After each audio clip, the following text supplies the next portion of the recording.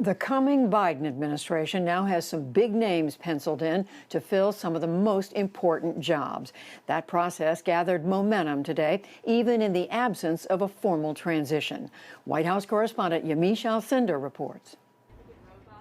Today, the first wave of President-elect Joe Biden's cabinet announcements. Why'd you go with national security first?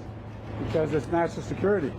The news came from Wilmington, Delaware, where Mr. Biden spent part of the day addressing a virtual U.S. mayor's conference. His picks: Antony Blinken, a former top State Department official, as Secretary of State, Jake Sullivan as National Security Advisor, and Linda Thomas Greenfield as the United Nations Ambassador. And a pair of firsts: Avril Haines for Director of National Intelligence, the first woman to head the intelligence community, and Alejandro Mayorkas to be Secretary of the Department of Homeland Security, the first Latino to hold this position. In addition, former Secretary of State John Kerry will serve as special presidential envoy on climate change. And it is widely reported that Janet Yellen, former Federal Reserve Chair, will be Treasury Secretary. She'd be the first woman in that role. The president-elect will formally introduce his picks tomorrow, even as he continues to wait for the transition to formally begin. The House Oversight and Reform Committee insisted today on having Emily Murphy, the head of the General Services Administration, join a briefing tomorrow. Officials want her to explain why she has yet to acknowledge President-elect Biden and free up transition funds. On Sunday, Mr. Biden's choice for White House Chief of Staff Ron Klain again urged the Trump administration to accept the results and begin the transition. A record number of Americans rejected the Trump presidency, and since then, Donald Trump's been rejecting democracy. It's corrosive, it's harmful, but as Mitt Romney said, it's not going to change the outcome of what happens here. Underscoring that point, the Michigan State Board of Canvassers met to certify the state's presidential election results. We have a duty to certify this election based on the returns. That is very clear. And we are limited to these returns. And I'm not going to argue that we're not. Meanwhile, the Trump campaign kept pursuing legal challenges, including in Pennsylvania. On Sunday, the campaign filed an appeal after a federal judge sternly rejected their allegations that the state wrongly allowed voters to correct ballots. Meanwhile, within the Republican Party, criticism of the president's efforts to block or overturn the election results is slowly growing. Republican Senator Pat Toomey of Pennsylvania released a statement saying, quote, "President Trump has exhausted all plausible legal options to challenge the result of the presidential race in Pennsylvania." Another Republican, Ohio Senator Rob Portman, also spoke out. He called for the transition to begin with full intelligence and pandemic briefings for the Biden team. In a newspaper opinion piece today, he wrote, quote, "There is no evidence as of now of any widespread fraud or irregularities that would change the result in any state." President Trump's legal efforts and sweeping unfounded claims of fraud and conspiracy also drew criticism on Sunday from former New Jersey Governor Chris Christie.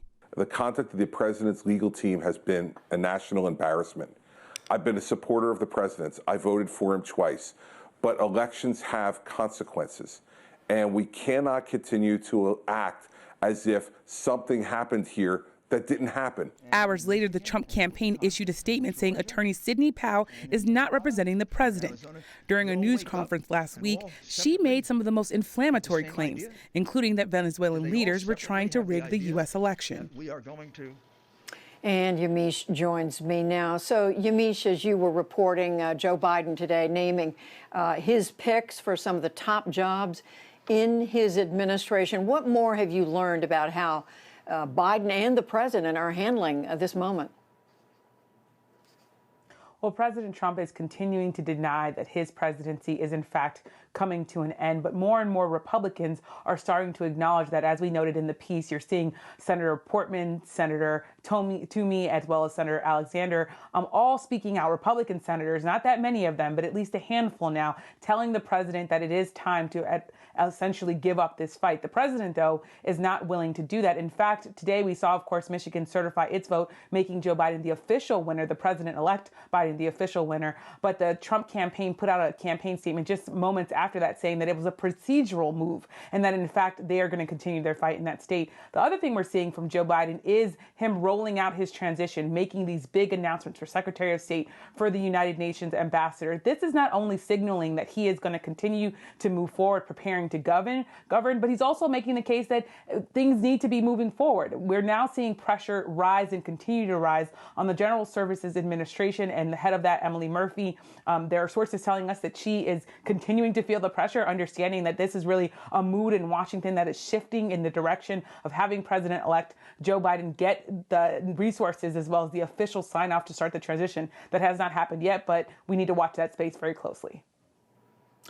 And Yamiche, with regard to the names we heard today from President-elect Biden, people he wants for some of the very senior jobs in his administration, what more do we know about them and the choices?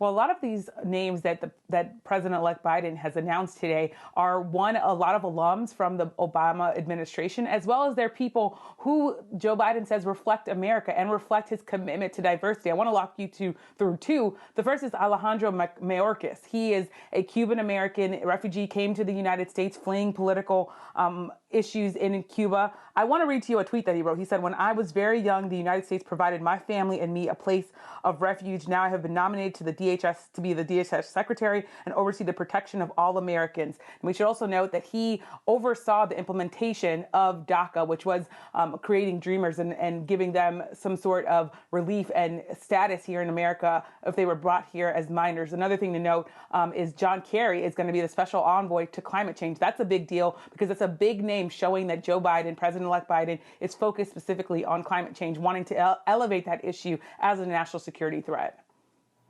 Both of those areas which we saw President Trump trying to roll back significantly what happened during the Obama administration. All right, Yamiche Alcindor, thanks so much.